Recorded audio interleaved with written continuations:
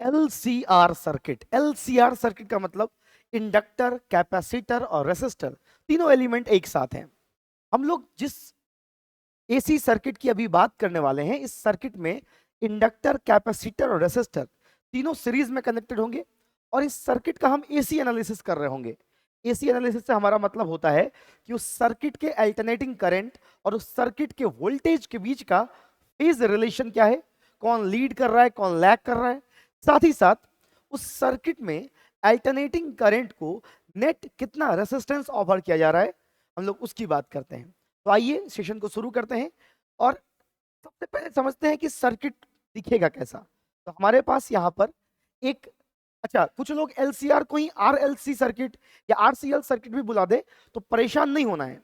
अब लिखने का तरीका, बोलने का तरीका अलग अलग हो सकता है, लेकिन डायग्राम या सर्किट सेम दिखेगा। हमारे पास एक इंडक्टर है और फिर एक कैपेसिटर है, फिर एक रेसिस्टर है और इंडक्टर, कैपेसिटर, रेसिस्टर तीनों आपस में सीरीज में है। और इस सीरीज कॉम्बिनेशन को हमने वोल्टेज सप्लाई दिया होगा एसी का, हमने यहां से इसको वोल्टेज सप्लाई दे दिया है एसी का, एसी का एक वोल्टेज सप्लाई दे दिया है, या हम कह सकते हैं कि यहाँ पे हम लोग एसी वोल्टेज का सप्लाई किए हैं। और अगर ये तीनों सीरीज में कनेक्टेड है, मतलब ये इंडक्टर, ये कैपेसिटर और ये रेसिस्टर तीनों अगर आपस में सीरीज में कनेक्टेड है, तो इस सर्किट में जो करंट फ्लो करेगा, इस सर्किट में जो करंट फ्लो करेगा, तीनों के अंदर सेम करंट फ्लो करेगा। मतलब तीनों के करंट का फेज बिल्कुल सेम होगा। मतलब अगर हम लोग मान लें कि तीनों में I naught sine omega t current flow कर रहा है, तो इंडक्टर में, कैपेसिटर में और रेसिस्टर में तीनों में सेम करंट फ्लो करेगा। अब वोल्टेज की अगर बात करें तो वोल्टेज ड्रॉप तीनों में अलग अलग आएगा। हम ऑलरेडी पढ़े हुए हैं ओम्स लॉ। ओम्स लॉ में हमने पढ़ा हुआ है कि वोल्टेज का जो फॉर्मूला होता है वो आई इंटू आर होता है, मतलब करंट इंटू उस एलिमेंट का रेसिस्टेंस के बराबर होता है। अगर हम एसी सर्किट में बात करें तो एसी सर्किट में जो हमारे इंडक्टर का रेसिस्टेंस होता है उसको इंडक्टिव रिएक्टेंस यानी एक्सएल से दिखाते हैं। कैपेसिटर के रिएक्टेंस को कैपेसिटिव रिएक्टेंस यानी एक्ससी से दिखाते हैं, और रेसिस्टर का रिएक्टेंस या रेसिस्टिव रिएक्टेंस सेम इसके बराबर ही आता है, आर के बराबर ही आता है।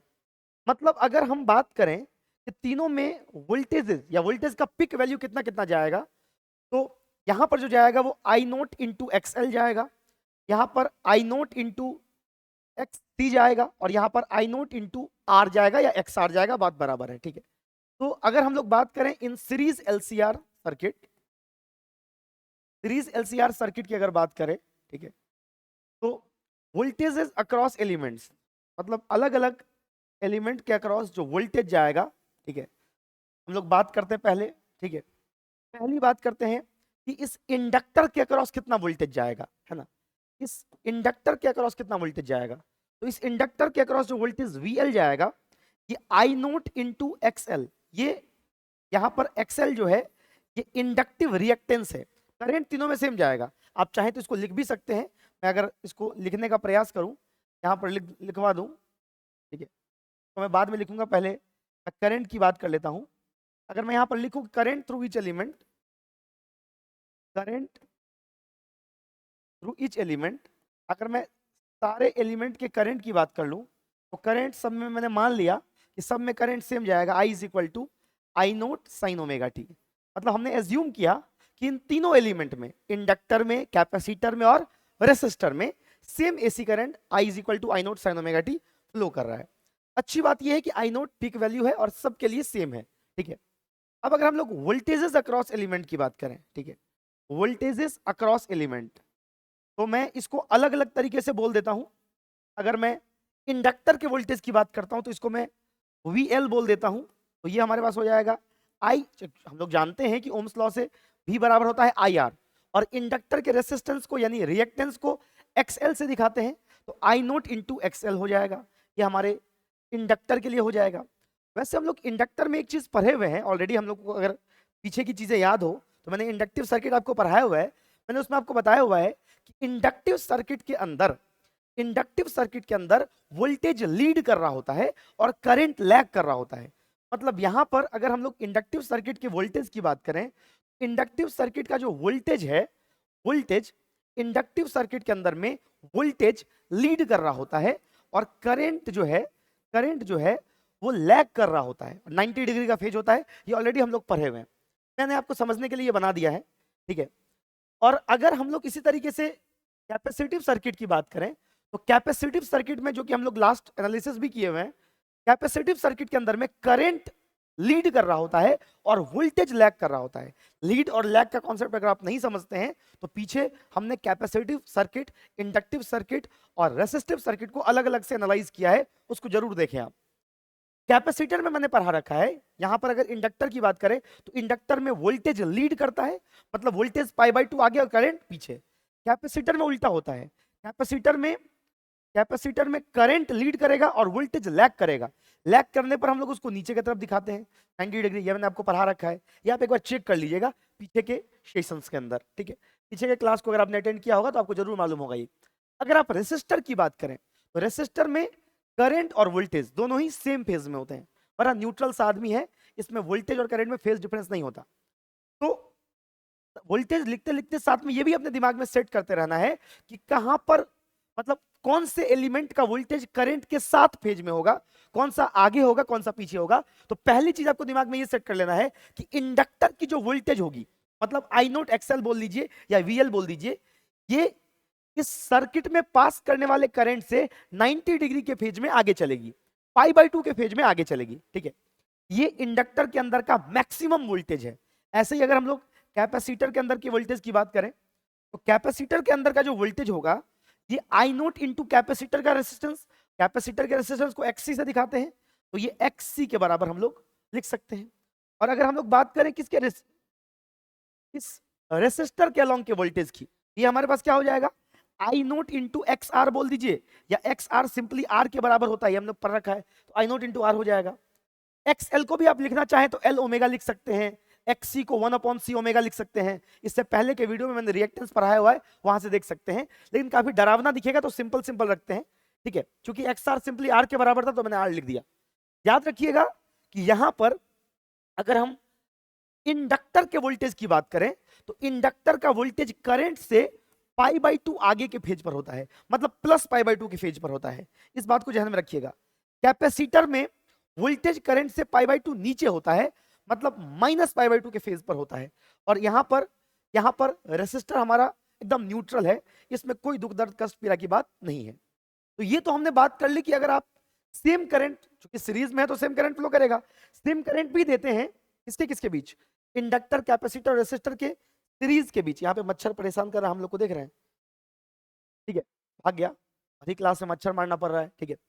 तो हमने कहा कि अगर हम वोल्टेज की बात करें तो वोल्टेज तीनों में क्या अलग अलग आएगा, और वोल्टेज का फेज भी तीनों का अलग अलग होगा। अगर इसको फेजर डायग्राम में, यानी आपको मालूम है कि हम लोग एसी एनालिसिस जब करते हैं तो चीजों के फेज के बीच के डिफरेंस को समझने के लिए उनको फेजर डायग्राम से, यानी आप एक तरह से कर लीजिए कि वेक्टर के टाइप में रिप्रेजेंट करते हैं। फेजर डायग्राम का आप अगर देखें एक तरीके से तो वेक्टर से एनालोगस है वो, है ना। तो वेक्टर मेथड या फेजर मेथड से अगर हम इस चीज को दिखाते हैं, इसकी अगर फेजर डायग्राम बनाते हैं तो हम लोग कैसे बनाएंगे, देखो अभी अभी मैंने आपको एक चीज समझाया कि अगर आपके पास कोई LCR सर्किट है, LCR सर्किट में जो बेस लाइन होना चाहिए या जो कॉमन है सब में, वो करंट है, मतलब करंट सब में सेम फेज में फ्लो कर रहा है या सेम करंट फ्लो कर रहा है। तो अगर हम करंट को बेस लाइन पर ले लें, मतलब करंट को रेफरेंस पर ले लें, ये हमारा करंट है, ठीक है, I है या I0 बोल लीजिए, जो बोलना है बोल लीजिए, और इसके रेफरेंस में अगर हम लोग फेजर रिप्रेजेंटेशन करें तो आप समझिएगा आपके पास जो इंडक्टर होता है ना, इंडक्टर के अंदर में वोल्टेज आपने उल्टा पढ़ा होगा इस तरीके से कि करंट लैग करता है, ये मतलब इंडक्टिव सर्किट। जब आपने एल सर्किट पढ़ा होगा तो एल सर्किट में आपको पढ़ाया गया होगा कि वहां पर करंट लैग करता है और वोल्टेज लीड करता है। तो बस उसी चीज को यहां पर अगर देख लें आप, अगर आप करंट को बेस लाइन मानते हैं और इसके रिस्पेक्ट में फेजर शो करते हैं तो आपके इंडक्टर का जो वोल्टेज VL होगा इसको आप ऊपर शो करेंगे, आपके इंडक्टर के वोल्टेज VL को आप ऊपर शो करेंगे, ठीक है, क्योंकि ये इससे π/2 आगे है, मतलब करंट से π/2 के फेज में ये आगे होता है, इसीलिए। इसको आपने ऊपर शो कर दिया, ये आपका VL है या वोल्टेज अक्रॉस इंडक्टर है। अगर आप बात करें कि आपके रेसिस्टर का वोल्टेज का फेज क्या है, तो रेसिस्टर का वोल्टेज करंट के फेज में ही होता है, ये आपके पास रेसिस्टर का वोल्टेज है। और अगर आप बात करें कि आपके कैपेसिटर का वोल्टेज क्या है, तो कैपेसिटिव सर्किट में करंट लीड करता है और वोल्टेज लैग करता है ना। तो यहां पर आपका जो वोल्टेज हो जाएगा करंट से π/2 नीचे हो जाएगा, ये आपके पास VC हो गया, ये VL, ये VC, ये VR। यहां पर अगर थोड़ा सा वेक्टर का कॉन्सेप्ट आपको याद हो, अगर इसको सिंप्लीफाई करना हो आपको, तो इसको आप सिंप्लीफाई कैसे करते हैं आइए समझते हैं। ये VL, VC और VR, अगर आप इसको, वैसे वोल्टेजेस वेक्टर नहीं होते हैं लेकिन फेजर में हम उनको वेक्टर्स के तरह ट्रीट करते हैं। तो अगर आप यहां पर बात करो तो इस तीनों वोल्टेज का अगर नेट वोल्टेज रिप्रेजेंटेशन आपको करना हो, नेट वोल्टेज आपको दिखाना हो, तो तीन को तो आप एक साथ ऐड कर नहीं सकते, तो पहले आप किसी दो का रिजल्टेंट निकाल लेंगे और उस रिजल्टेंट में तीसरे को जोड़ेंगे। आसान ये होगा, देखो VL और VC ऑपोजिट डायरेक्शन में है, ये 90 डिग्री ऊपर, ये 90 डिग्री नीचे। तो VL और VC में से जो वोल्टेज बड़ा होगा, अगर मान लो VL और VC में से VL बड़ा होगा, मतलब इंडक्टर का वोल्टेज बड़ा होगा, तो नेट वोल्टेज इस डायरेक्शन में ऊपर की तरफ आ जाएगा। मतलब अगर हम यहां पर VL को VC से बड़ा मान लें, मतलब इंडक्टर के अंदर के वोल्टेज को कैपेसिटर के वोल्टेज से ज्यादा मान लें, तो उस केस में इन दोनों का जो मिला करके बनेगा, मतलब VL और VC, देखिए समझिए बहुत सिंपल सा चीज है। अगर VL और VC में VL बड़ा, तो हम लोग ऊपर की तरफ जो बनाएंगे इस तरीके से बनाएंगे वोल्टेज VL माइनस VC। समझिए मेरी बात, VL माइनस VC, क्योंकि ऊपर का वोल्टेज बड़ा था। जैसे एक पॉइंट पर दो वेक्टर है, एक आगे की ओर और एक 180 डिग्री पर पीछे की ओर, तो जो बड़ा होता है ना, मतलब जो हायर मैग्नीट्यूड का वेक्टर होता है, नेट वेक्टर उसी की तरफ आ जाता है, नेट रिजल्टेंट उसी की तरफ आ जाता है। तो अगर VL VC से बड़ा है तो हम लोग ऊपर की तरफ दिखा देंगे इन दोनों के रिजल्टेंट को। और VR वाला तो बेस लाइन पर है, ये हमारा VR है, ये हमारा VR है। अब अगर नेट वोल्टेज की बात करोगे, तो जैसे हम लोग वेक्टर्स को जोड़ते हैं, अगर दो वेक्टर्स हमारे पास 90 डिग्री पर है, आपने parallelogram law of vector addition पढ़ा होगा, तो इसका जो रिजल्टेंट आता है वो बीच से ऐसे आता है, A और B, और इसकी जो रिजल्टेंट की वैल्यू आती है वो होती है रूट के अंदर में A² प्लस B²। अगर एंगल थीटा होता है तो रूट के अंदर में A² प्लस B², आपने पढ़ा होगा क्लास 11 के वेक्टर में। ये अगर A है, ये अगर B है और इसके बीच का एंगल थीटा है, तो रिजल्टेंट बीच से आता है और इसकी वैल्यू होती है रूट के अंदर में A² plus B² plus 2AB cos theta. लेकिन यहां पर जब दो वेक्टर्स परपेंडिकुलर होते हैं, चूंकि cos थीटा के जगह पे cos 90 आ जाता है, तो रूट के अंदर में सिर्फ A² प्लस B² रह जाता है। इस केस में रिजल्टेंट में A² प्लस B² रह जाता है। और आपको बता दूं कि फेजर्स को ना वेक्टर मेथड से ही ऐड करते हैं। तो अगर हमने पहले ही एज्यूम कर लिया कि VL VC से बड़ा है, तो उस केस में नेट इस डायरेक्शन में नेट वोल्टेज ऊपर की ओर आ गया, और ये तो बेसलाइन पर रेसिस्टर का वोल्टेज है ही। अब इस दोनों का अगर रिजल्टेंट निकालोगे, तो इस दोनों का रिजल्टेंट ऐसे बीच से आएगा। मान लो ये हमारा नेट वोल्टेज आया V0, ठीक है, और V0 बोल लो, E0 बोल लो, जो बोलना है बोल लो। और इस V0 की जो वैल्यू आएगी, अगर आप वेक्टर मेथड से जोड़ें तो ये आ जाएगी रूट के अंदर में VL माइनस VC का स्क्वायर या VR का स्क्वायर, A² मान लीजिए इसको, प्लस VL माइनस VC का स्क्वायर। ये आपके पास आ जाएगा इस सर्किट का नेट वोल्टेज, मतलब इंडक्टर रेसिस्टर इस सब का जो मिला करके नेट पीक वोल्टेज आएगा वो ये आ जाएगा, ठीक है। अच्छा, ये तो हमने तब का फेजर बनाया जब इंडक्टर का वोल्टेज कैपेसिटर के वोल्टेज से ज्यादा था, मतलब हमने एज्यूम किया कि ऊपर की तरफ नेट वोल्टेज आ गया। अब इसका उल्टा भी तो हो सकता था। ये तो हमने एक केस लिया जब VL ग्रेटर देन VC था, मतलब हमने अपने मन से मान लिया कि अगर VL ग्रेटर देन VC हो और अगर इसका उल्टा हो जाए, मतलब VC ग्रेटर देन VL हो जाए, मतलब नीचे का वोल्टेज ज्यादा हो जाए, उस केस में क्या होगा, उस केस में जो फेजर बनेगा ना, तो बस इस तरीके से फेजर बन जाएगा। Net voltage VC minus VL नीचे की तरफ आ जाएगा और VR तो अपने स्टैंड लाइन पर ही है, तो यहां पर जो रिजल्टेंट पिक वोल्टेज आ जाएगा वो इस तरीके से आ जाएगा V0। मैग्नीट्यूड वाइज सेम आएगा, क्योंकि VL माइनस ये VL माइनस VC का स्क्वायर और VC माइनस VL का स्क्वायर दोनों सेम आता है। रूट के अंदर में A माइनस बी का होल स्क्वायर करो चाहे B माइनस ए का होल स्क्वायर करो, बात तो बराबर ही है। निगेटिव का स्क्वायर भी पॉजिटिव आना है, तो मैग्नीट्यूड में कोई फर्क नहीं आएगा। लेकिन अगर फेजर रिप्रेजेंटेशन की बात करेंगे तो इस तरीके से दिख जाएगा। जिस सर्किट में मतलब जिस AC सर्किट में, जिस LCR सर्किट में इंडक्टर का वोल्टेज ज्यादा होगा, मतलब इंडक्टर लीडिंग कैपेबिलिटी में होगा, वहां पर वोल्टेज लीड करता है, ठीक है। और जिस सर्किट में कैपेसिटर का वोल्टेज ज्यादा होगा, मतलब नीचे की ओर वाला फेजर बनेगा, यहां पर वोल्टेज लीड नहीं करता है, करंट लीड करता है और वोल्टेज लैग करता है। हम लोग सारी बातें अभी करेंगे। तो ये हमने पीक वैल्यू निकाल ली। हमारे पास जो LCR सर्किट में पीक वैल्यू ऑफ वोल्टेज आ गया वो हम लोगों ने निकाल लिया। ये हमारे पास जो है ये पीक वैल्यू ऑफ वोल्टेज है LCR सर्किट में, ठीक है। जरा समझिएगा गौर से, ठीक है। हमारे पास जो पीक वैल्यू ऑफ वोल्टेज आया, हमें जो नेट वोल्टेज निकाला, हमने एज्यूम किया कि सब में सेम करंट फ्लो कर रहा है और उस सेम करंट के सिचुएशन पर सबके रिएक्टेंस के अकॉर्डिंग हमने पीक वैल्यू ऑफ वोल्टेज निकाल लिया और हम लोग फेजर बनाना सीख गए कि यहां पर इंडक्टर, कैपेसिटर और रेसिस्टर जब तीनों एक साथ रहेगा तो इसका फेजर कैसे बनाएंगे। हम लोग वोल्टेज इन रेसिस्टर को करंट के बेस लाइन पर ले लेंगे, या आप वापस से समझिए कि VR बोल लीजिए या करंट का बेस लाइन बोल लीजिए, सेम होता है। VR बोल लीजिए या करंट का बेस लाइन बोल लीजिए, सेम होता है। इंडक्टर 90 डिग्री आगे, कैपेसिटर 90 डिग्री पीछे। अगर इंडक्टर का वोल्टेज ज्यादा होगा तो उस डायरेक्शन में नेट वोल्टेज ले लेंगे VL और VC का, ठीक है।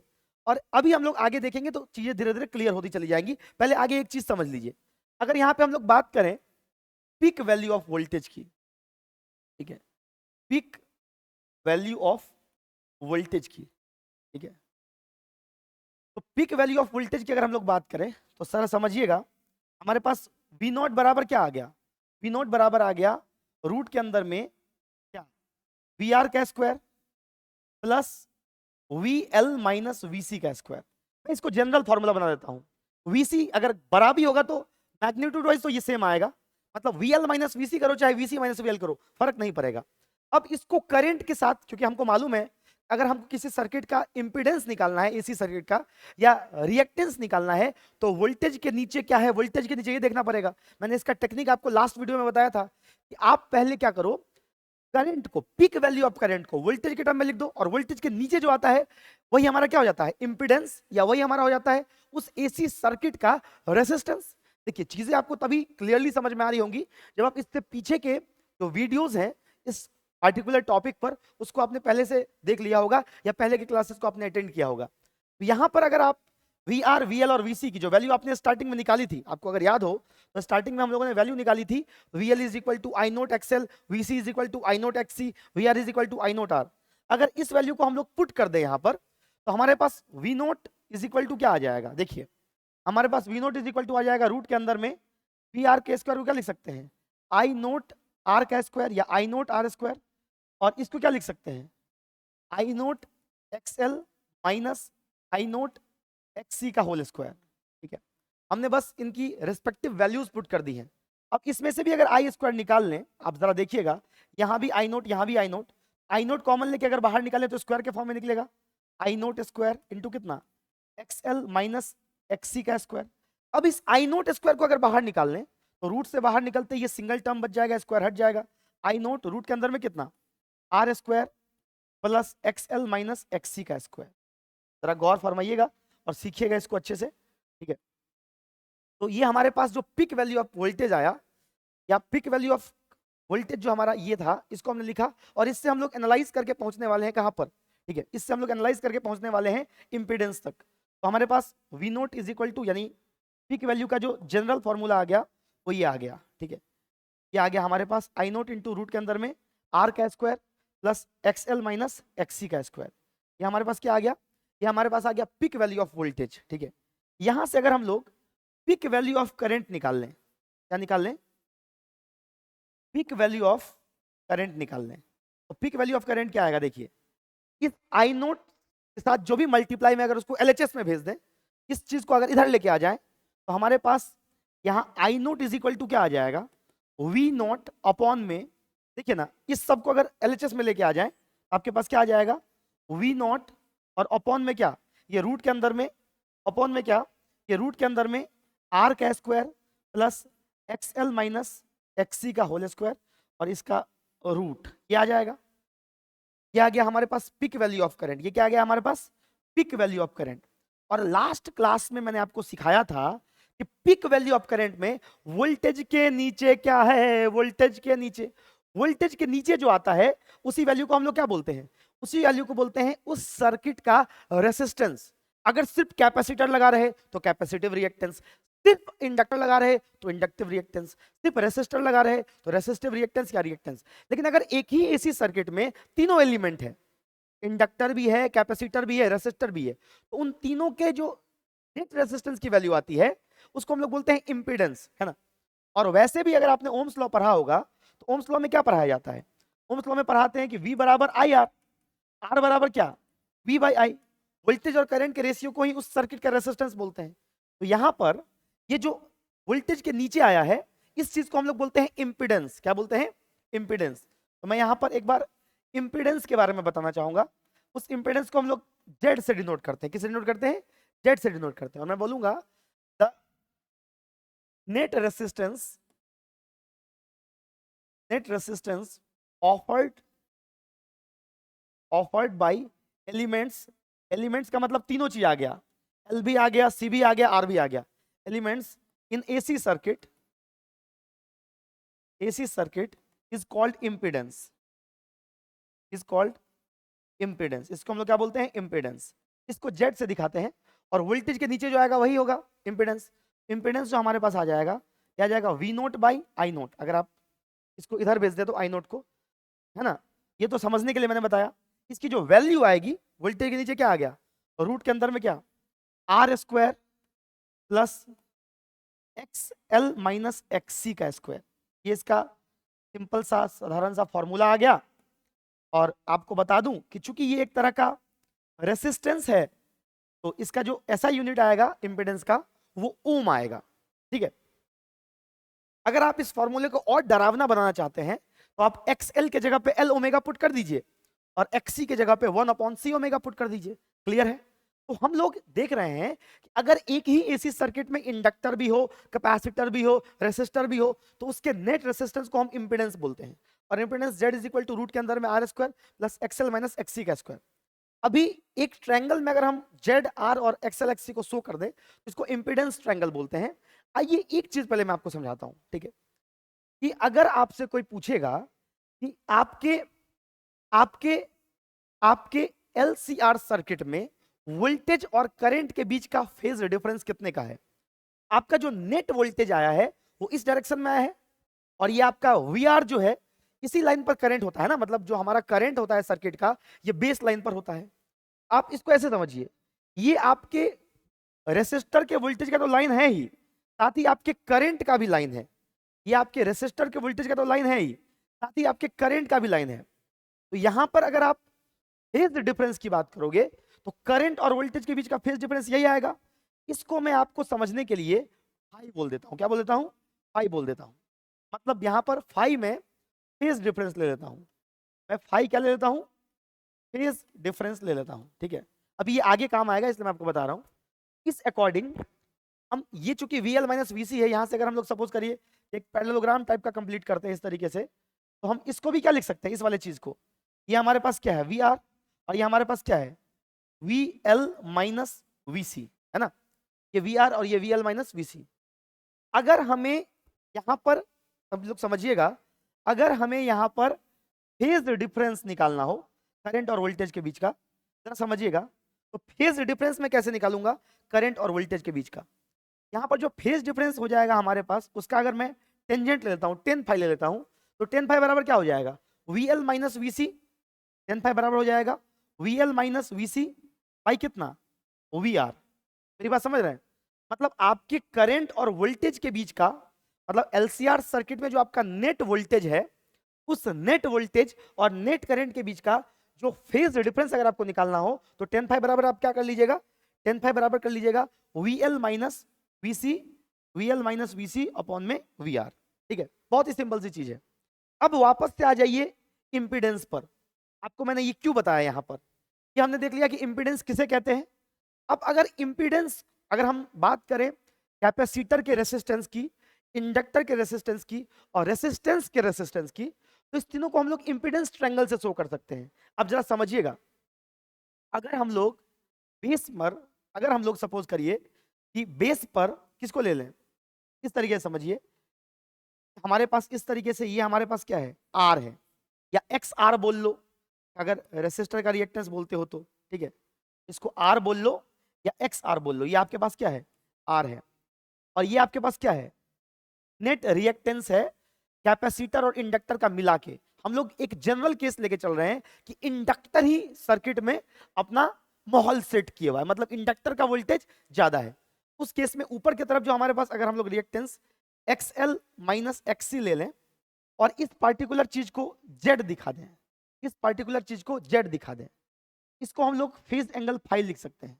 एक ऐसा ट्रायंगल जिस ट्रायंगल में तीनों मतलब तीनों एलिमेंट के रेसिस्टेंस, रिएक्टेंस को और इंपीडेंस को हम लोग शो कर पाए, इसको इंपीडेंस ट्रायंगल बोलते हैं, इसको हम लोग बोलते हैं इंपीडेंस ट्रायंगल, ठीक है। और यहाँ पर फाई क्या है, फेज एंगल। अभी अभी मैंने आपको पढ़ाया कि यहाँ पर जो हमारे पास 10 फाई आता है, मतलब करंट LCR सर्किट के अंदर में जो करंट और वोल्टेज का फेज डिफरेंस आता है, ये क्या आता है, अभी अभी मैंने आपको बताया, VL माइनस VC अपॉन में VR।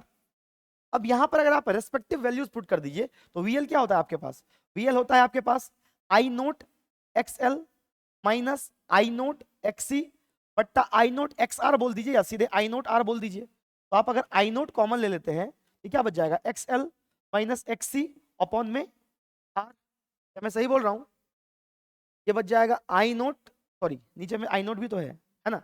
अब इस I नोट को अगर कट कर दीजिएगा तो आपके पास 10 फाई बराबर क्या बच जाएगा, 10 फाई बराबर हो जाएगा XL minus XC by R। तो आप अब इंपीडेंस ट्रायंगल की बात करें, इंपीडेंस ट्रायंगल हम लोग बनाते हैं LCR सर्किट में, है ना, impedance triangle in LCR circuit, LCR circuit, यहां पे जो हम लोग इंपीडेंस ट्रायंगल बनाते हैं, इसमें हम लोग परपेंडिकुलर में XL माइनस XC यानी इंडक्टर या कैपेसिटर की मिला करके जो रिएक्टेंस आएगी वो ले लेते हैं, ठीक है। दोनों एक दूसरे को अपोज करने वाला होता है, इंडक्टर और कैपेसिटर का जो रिएक्टेंस आएगा दोनों ऑपोजिट फेज में होता है। तो दोनों में से जो भी बड़ा हो, अगर XL बड़ा है तो XL माइनस XC ले लेंगे, और ये बेस लाइन पर रेसिस्टेंस ले लेंगे, तो इसका जो हाइपोटेनस शो करेगा वो इंपीडेंस को शो करेगा। इसको हम लोग इंपीडेंस ट्रायंगल बोलते हैं। मैंने अभी आपको जस्ट पढ़ाया कि Z यहाँ पर क्या है आपके पास, इंपीडेंस है। और आपको मैं बता दूं कि अगर फाई फेज डिफरेंस हो, अगर फाई हमारा क्या हो, फाई हमारा क्या है, ये मैंने आपको अभी प्रूव किया, इसको मैं डायरेक्ट अब लिख दूंगा। अगर फाई हमारा क्या है, phase difference between current end voltage, तो हम लोग 10 फाई बराबर क्या लिख सकते हैं, किसी भी LCR सर्किट में ये लिख सकते हैं, इस ट्रायंगल से देखो तो XL minus XC by XR। ये ट्रायंगल से भी मैंने बता दिया और इससे पहले आपको मैथमेटिकली भी प्रूव करके बता दिया। तो 10 फाई बराबर आप क्या लिख सकते हैं, XL minus XC by XR, यानी R, सिंपली R लिख दो इसको, ठीक है। ये आपके पास हो गया, ये जो आपके पास फाई है ये करंट और वोल्टेज के बीच का फेज एंगल है। मतलब अभी तक आपने ये सीखा कि LCR सर्किट के अंदर में तीनों एलिमेंट एक साथ है, इंडक्टर का वोल्टेज करंट से लीड कर रहा होता है, कैपेसिटर का वोल्टेज करंट से लैग कर रहा होता है, और हमारे रेसिस्टर का वोल्टेज उसके साथ सेम फेज में होता है। उस अकॉर्डिंग हम जो पिक वोल्टेज निकालते हैं वो रूट के अंदर में VR का square plus VL minus VC का स्क्वायर लिख देते हैं। इसको अगर करंट और रिएक्टेंस के टर्म में लिखें तो इसको लिखने का तरीका ये है, पिक वैल्यू ऑफ करंट को ऐसे लिख सकते हैं। और इस LCR सर्किट का, इस LCR सर्किट का जो हमारे पास, इस LCR सर्किट का जो हमारे पास इंपीडेंस होगा, मतलब इस LCR का जो नेट रेसिस्टेंस होगा, ये रूट के अंदर में R square plus XL minus XC का स्क्वायर होता है। मैं ये जान रहा हूं कि आप समझ रहे हैं यहाँ पर कि XL का मतलब क्या, इंडक्टिव रिएक्टेंस, कि मैंने इसको ऑलरेडी पढ़ाया हुआ है। यहाँ पर XL का मतलब क्या है, इंडक्टिव रिएक्टेंस। यहाँ पर XC का मतलब क्या है, XC का मतलब है कैपेसिटिव रिएक्टेंस। और आई होप कि इस सब का फॉर्मूला आप लोगों को मालूम हो। मैं इसको डरावना बनाने के लिए नहीं लिख रहा हूँ L ओमेगा और 1/C ओमेगा, क्योंकि आप लोगों को मैंने ऑलरेडी एक क्लास लेकर के इसको पढ़ा दिया हुआ है, और R यहाँ पर सीधे रेसिस्टेंस है। तो आपको ये समझ में आ गया कि LCR सर्किट के अंदर में नेट रेसिस्टेंस कितना ऑफर होता है, तो रूट के अंदर में R square plus XL minus XC का स्क्वायर। आपको ये समझ में आ गया कि आप LCR सर्किट में करंट और वोल्टेज के बीच का फेज कैसे निकालते हैं, है ना। फेज डिफरेंस कैसे निकालते हैं, तो tan phi बराबर XL minus XC by R, मतलब इंडक्टिव रिएक्टेंस बाई सीधा रेसिस्टेंस। क्लियर है ये चीज? अब इसके बेसिस पर अगर न्यूमेरिकल्स के लिए कुछ हम लोग स्पेशल कॉन्सेप्ट देखें तो ठीक है, अगर हम लोग यहाँ पर टर्म का कॉन्सेप्ट देखें तो ठीक है, कुछ मैं यहाँ पर टर्म का कॉन्सेप्ट लिखवाना चाहूंगा, जरा समझिएगा सब लोग, ठीक है।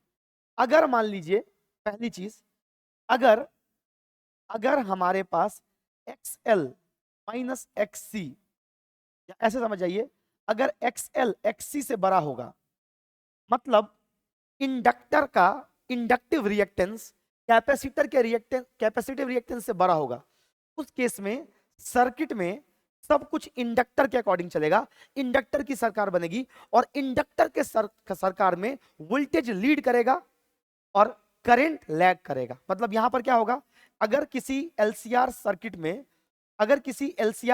में XL की वैल्यू, मतलब अगर वहां पर मेन सरकार, मतलब सब कुछ अगर सर्किट का ऑपरेशन इंडक्टर के अकॉर्डिंग हो रहा है, ये तक कब होगा, जब इंडक्टर की रिएक्टेंस ज्यादा होगी, ठीक है। तो उस केस में वोल्टेज लीड करेगा, करंट हमारा क्या करेगा, करंट लैग करेगा।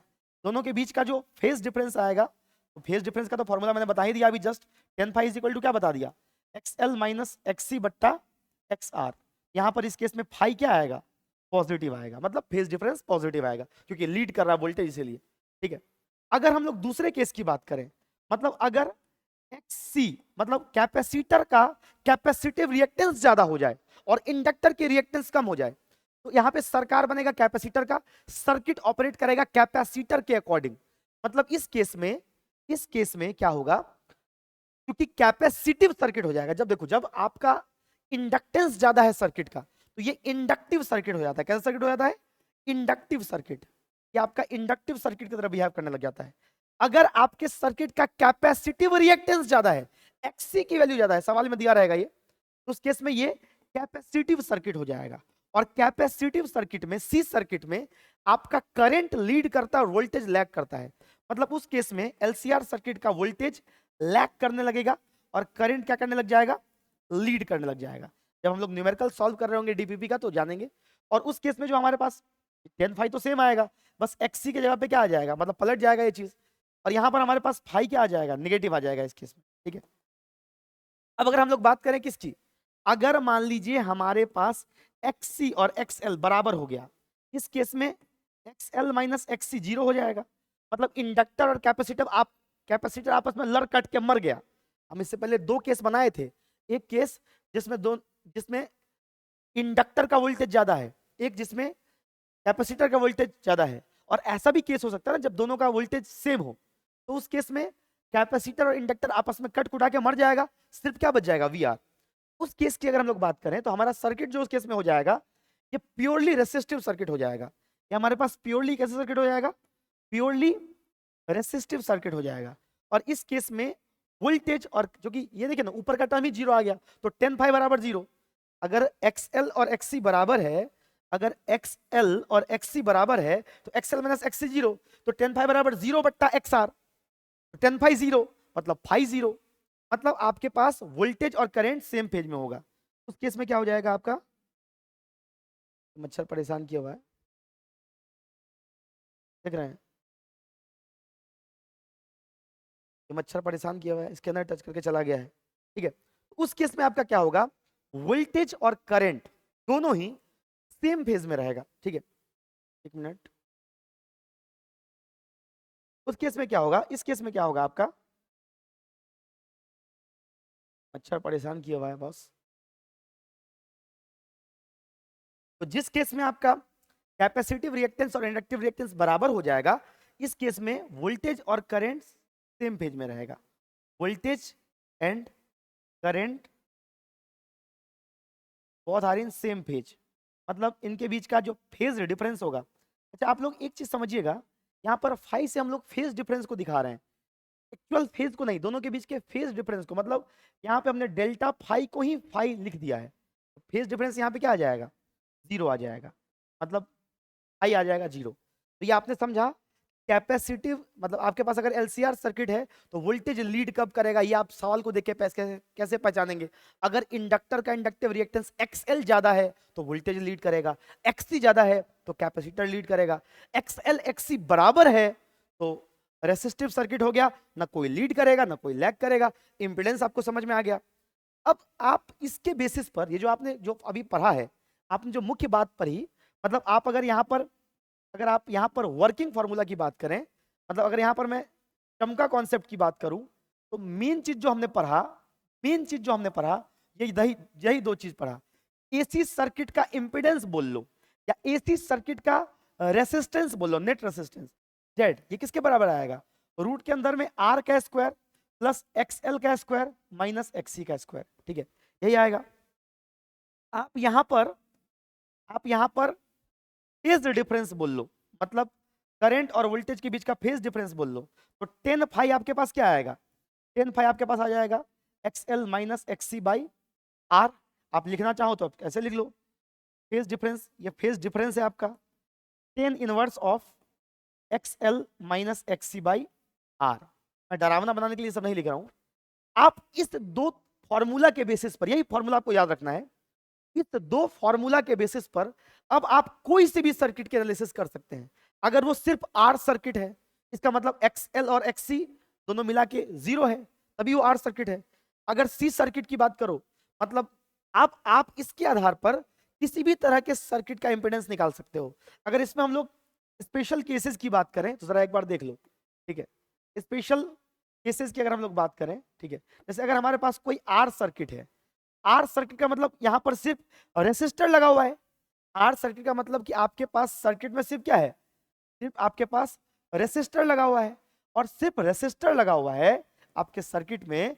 इसका मतलब यहां पर आपका एक्सएल बोल लीजिए या एक्ससी बोल लीजिए, ये 0 है। तो मतलब आपका जो इंपेडेंस आ जाएगा वो रूट के अंदर में क्या आ जाएगा? आर का स्क्वायर प्लस एक्सएल माइनस एक्ससी का स्क्वायर। ये तो 0 हो गया ना, ये वाला टर्म तो क्या हो गया? 0 हो गया। तो जेड बराबर क्या हो जाएगा? रूट के अंदर में सिंपली क्या? आर का स्क्वायर, यानी सीधे आर आ जाएगा, जैसे कि हम लोग पहले देखा था। और यहाँ पर अगर हम लोग फेज डिफरेंस निकालने करंट और वोल्टेज के बीच का, तो फेज डिफरेंस बराबर क्या आएगा? 10 इनवर्स ऑफ एक्सएल माइनस एक्ससी बट्टा आर। तो भैया एक्सएल माइनस एक्ससी बट्टा आर, ये क्या होगा? 0। एक्सएल बराबर एक्ससी है ना, और 0 के बराबर है तीनों, ये क्या हो जाएगा? 0। तो फेज आपका आ जाएगा 0। आप देख लीजिएगा करके। इसी तरीके से अगर आपके पास सिर्फ और सिर्फ एक कैपेसिटर लगा हुआ सर्किट है, सिर्फ सी सर्किट है, तो उस केस में आप क्या करेंगे? सिर्फ सी सर्किट के अंदर में जरा गौर से देखिएगा, अगर आपके पास सिर्फ सी सर्किट है, इस केस में क्या होगा? इस केस में आपके पास आर का वैल्यू क्या है? 0। एक्सएल का वैल्यू क्या है? 0। मतलब यहां पर डॉन कौन बनेगा? कैपेसिटर। यहां पे जो इंपेडेंस निकालोगे तो ये रूट के अंदर में क्या हो जाएगा? आर के जगह पे 0, एक्सएल के जगह पे 0, ये हो जाएगा आर का स्क्वायर मतलब 0 का स्क्वायर प्लस एक्सएल 0, मतलब आप इसको भी 0 लिख दो ऐसे, आर का स्क्वायर मतलब 0 का स्क्वायर प्लस 0 माइनस एक्ससी का स्क्वायर, रूट के अंदर में एक्ससी का स्क्वायर, यानी इंपेडेंस सिंपली किसके बराबर? कैपेसिटिव रिएक्टेंस के बराबर। और इस केस में कैपेसिटिव सर्किट है तो मैंने आपको पहले बता रखा है फेज डिफरेंस के लिए, ठीक है, तो आप यहाँ पर फेज डिफरेंस वाले फॉर्मूला में पुट करके निकालते जाओ, जैसे मैंने सी का बताया। आप ऐसे अगर इंडक्टिव सर्किट का निकालोगे तो उसका जेड आ जाएगा एक्सएल के बराबर। बहुत सिंपल सी चीज है। अब अगर हम लोग बात करें, सपोज करो कि हमारे पास एल आर सर्किट है, एल आर सर्किट सब सीरीज में है, तो इसमें क्या करना, ये सब के एनालिसिस तुम खुद से परफॉर्म करना। इसमें क्या कर लेना? एक्ससी को 0 कर देना, एक्सएल तुम्हारे पास है, और मतलब तुम्हारे पास अगर सिर्फ इंडक्टर है और रेसिस्टर लगा हुआ है और उसमें तुम एसी वोल्टेज प्रोवाइड करते हो, तो यहाँ पे क्या होगा? नेट इंपेडेंस क्या निकलेगा? आराम से निकाल सकते हो। एक्ससी की जगह पे 0 पुट कर देना, रूट के अंदर में आर का स्क्वायर प्लस एक्सएल का स्क्वायर। तो मैं आपको ये होमवर्क दे रहा हूँ, एलआर सर्किट, सीआर सर्किट, ठीक है, और वैसे तो मैं एलसी सर्किट अलग से, एलसी सर्किट में पढ़ाता हूँ, ठीक है, और एलसी सर्किट, इसके एनालिसिस आप खुद से करके कमेंट में बताएंगे कि आपका इंपेडेंस कौन से सर्किट के लिए क्या आया है, ठीक है। जब आप इस वीडियो को खत्म करेंगे तो कमेंट में बताएंगे। आने वाले सीरीज में हम लोग रेजोनेंस इन एलसीआर सर्किट और खास करके एलसी सर्किट को और भी डिटेल में पढ़ने का काम करेंगे। साथ ही हम लोग आगे पावर इन एसी सर्किट और तमाम टॉपिक्स को भी देखने का काम करेंगे, ठीक है। इसमें अगर कोई भी डाउट आए तो आप कमेंट सेक्शन में बता सकते हैं, है ना। और आप कनेक्टेड रहिए, नोटिफिकेशन ऑन रखिए, ताकि अगर चैनल पर कोई भी वीडियो अपलोड होता है तो सबसे पहले नोटिफिकेशन आप तक पहुंचे। बहुत बहुत धन्यवाद।